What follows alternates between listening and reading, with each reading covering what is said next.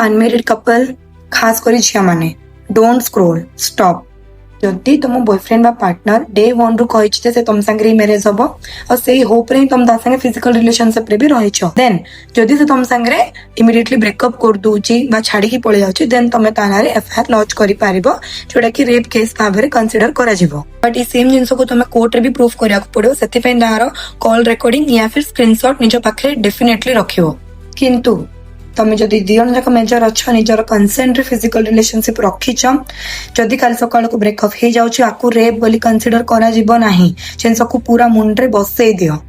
सेति पे लीगली गोटे जिंस सजेस्ट करूची फिजिकल रिलेशनशिप को जिबा आगुरु 10 थर नै 100 थर नै 1000 थर भाबिबो, काहे कि ना प्रोमिसेस एठी करा ही हुए भांगिया पई, सत्य जुग नाही एटा।